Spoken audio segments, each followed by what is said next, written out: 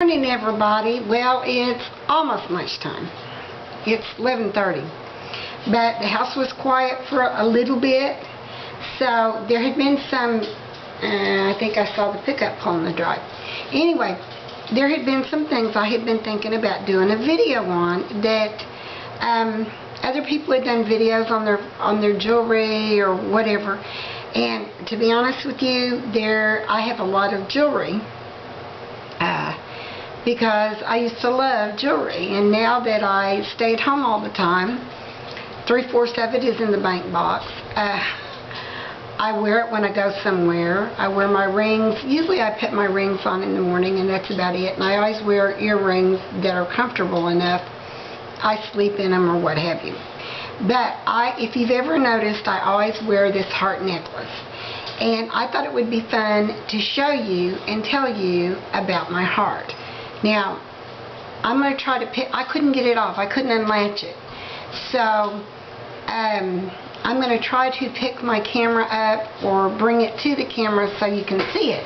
Because there's a real interesting story behind my heart. I have 4 grandchildren. I have a grandson that is 11, he'll be 12 June 1st, and he was born prematurely.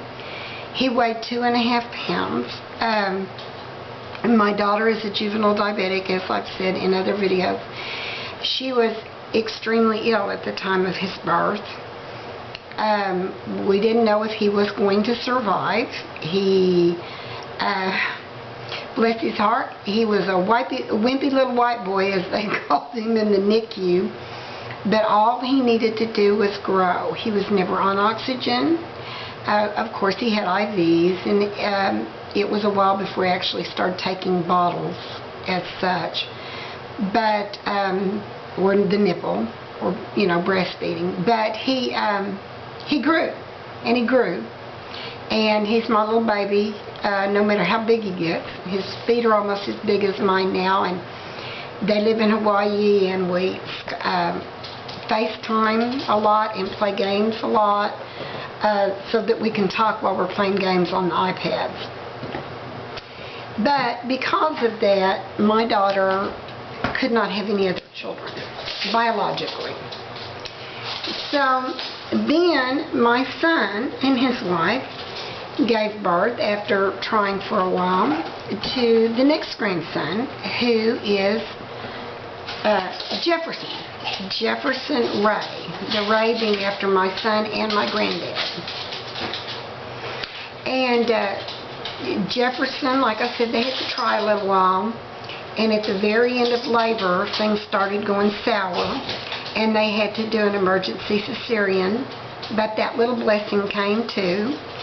And my daughter-in-law got along fine, and he grew and grew and grew, and he is my bud. He is the one that I always go to the basketball games to see. Then my daughter and son-in-law had put in to adopt through Catholic Charities in Virginia. They had done some of their paperwork and were meeting with social workers, and my son-in-law was sent overseas for a year. And Catholic Charities put it on hold because, well, Matt went to a war zone. When Matt got home, they started their paperwork again and actively pursuing adopting a baby.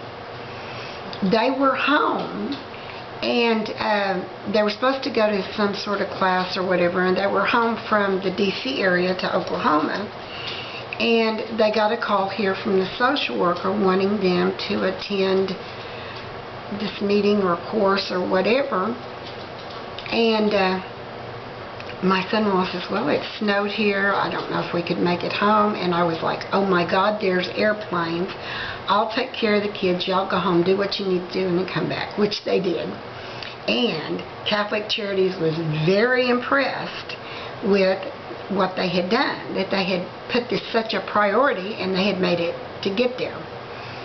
So, in the first part of November, my daughter and I are talking on the telephone, and she says, wait, somebody's on the other line.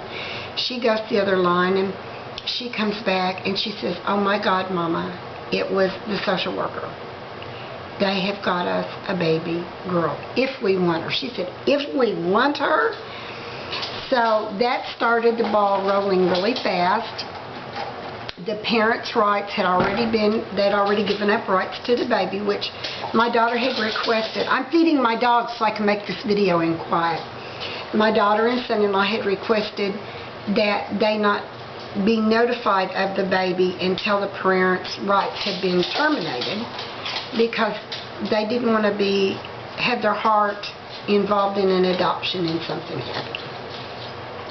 Anyway, so they found out what day that they were going to get Miss Press, and found out that even when the social worker called and talked to me, because they had to interview family members because the baby was to be of mixed race, and they wanted to make sure there was no prejudice or problems. And I'll tell you what I told the social worker was, I don't care if my grandbaby's purple polka dots.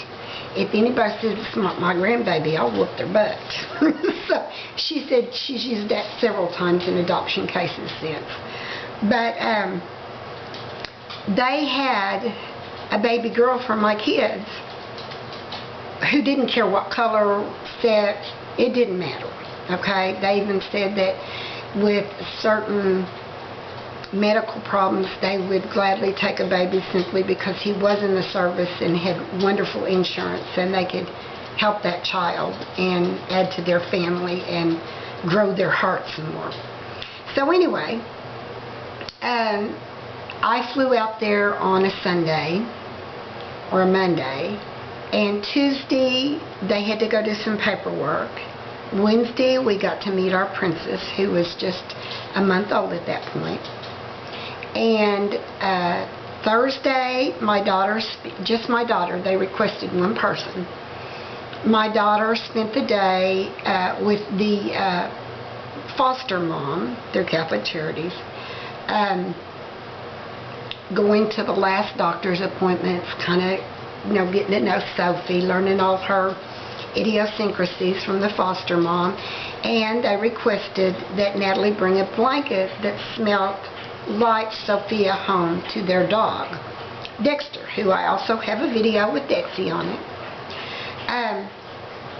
And of course, Friday was the big deal at Catholic Charities, where they had a ceremony and a reception, and we got to bring our baby home. And I stayed through the holidays because Matt, bless his heart, had to go on a ski trip and guard Donald Rumsfeld. So Matt got to be around his new daughters 3 or 4 days, and then he was one of the only agents that skied real well. So he went off to do his duty with the government. So when I got home on the airplane from that visit, there was my daughter and my daughter-in-law and my son and my husband and my grandson Jefferson, who lives here, and they had a box for me. And in the box was this heart. And at that point, it had 3 stones on it. They had gone and had it made with Sophia's stone, 2. So I had my 2 boys and my princess's stone. And then at the bottom of it is a ruby, which represents my birthday. So the grandkids' stones are above mine, and my heart, it's at the bottom of my heart, is me. Well, the kids loved crawling in my lap. They've always loved crawling in my lap and saying, "Ma, which color am I?" Well, then when Jonathan, my baby that I talk about all the time, that just turned 4, was born, for Christmas I requested they take it and have his stone added to for my Christmas gift. So this is a piece of jewelry that I will wear until somebody says, "You can't wear it anymore, you're in a nursing home, or you're dead, we're going to cremate you, take off your jewelry." And then the kids can decide who wants it. But it's probably the most meaningful piece of jewelry my husband's ever had made for me. And he actually took a blank piece of a blank heart that had white and yellow gold on it, and then from there they designed it to be a grandmother's heart. That's that piece of jewelry, and it's a special piece. And I want to show you these precious babies. That's Jonathan and Jefferson. They are the ones that live here. And that is a picture of my son, my wonderful daughter-in-law who I love. I just love her with all my heart. And my two boys, Jefferson and Jonathan. And then I'm going to have to get real close. This is a picture of Quentin, my oldest grandson, the one that was so tiny at first. My beautiful daughter, Natalie, the princess, and my son-in-law who serves our country, Matthew, and will be going to the Middle East for the third go-round this month. Not happy about that. Then my other jewelry. Now that I've talked for 10 minutes about that, let me give my dogs a treat so they'll leave me alone. Y'all sit, sit, sit, sit, sit, sit. These were the rings that I actually had. These are my original wedding rings. I did wear the engagement ring for 9 months. Was married in the band. And these rings, I'm going to take them apart. If I can get them off, I'm swollen up this morning. This diamond was a surprise gift. It's a yellow diamond for my mother's 50th wedding anniversary, my mother and daddy's. And my daddy ordered the diamond and hid it in the bank box and had the ring put together. And then my mother, as she got older, said it should have been 2 carat instead of just 1. She wished it had been bigger. Anyway, and she didn't have a lot of jewelry, but she loved this ring. He gave it to her, and we all thought that was just the nicest gift imaginable. It looks dirty right now. Anyway, she had worn it about a year, and she lost the stone out of it.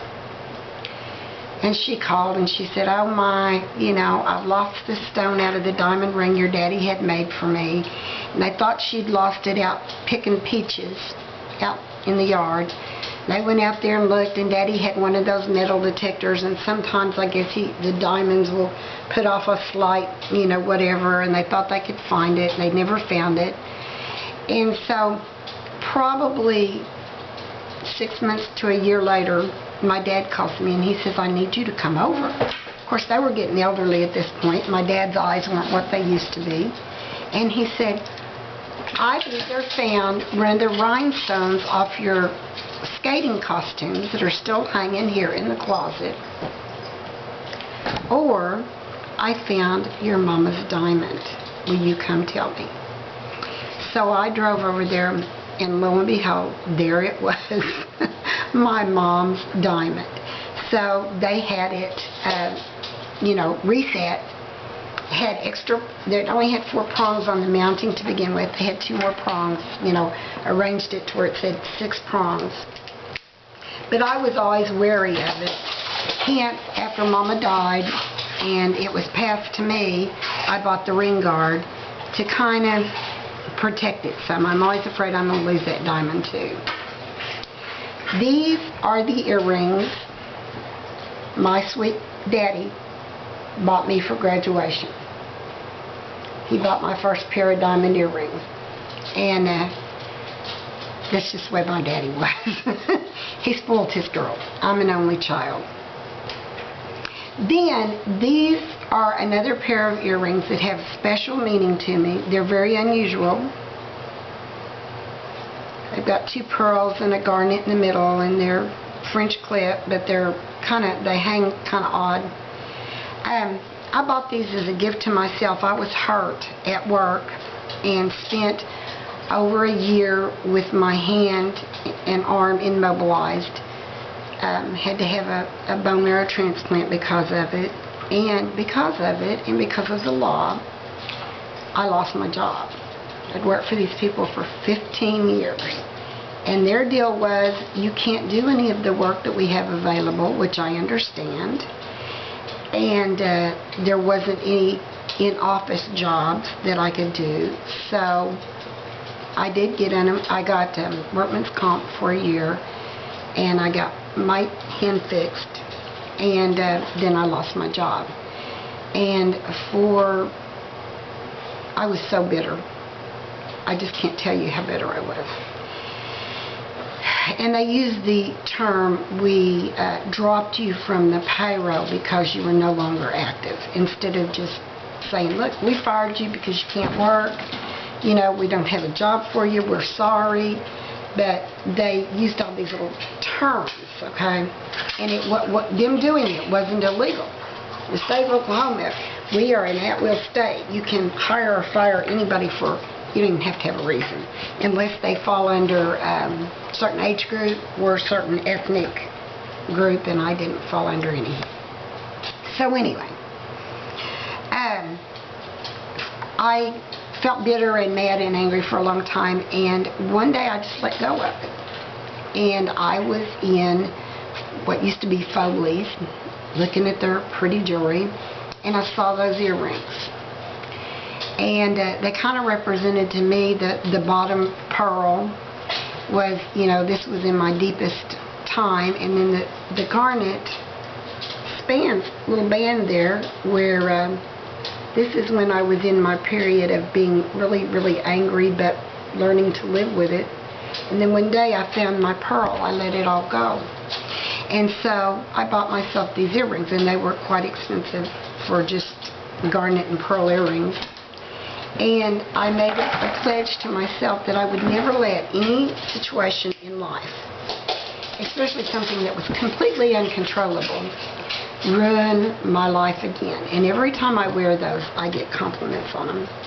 I've actually lost one of the pearls and had to have it replaced. Took to the jewelry store, and they had to end up ordering a pearl to replace it. That wasn't just something they had in stock that would match it. But I do. They tell me when I wear those, be strong. You're stronger than any situation that happens. And don't let anger rule your life. So that's some of my life lessons that I hold dear and near to my heart. I hope I didn't bore you to death. I guess if you did, you clicked out before it was all over. And you have a good Saturday. Thank you. Bye-bye, friends.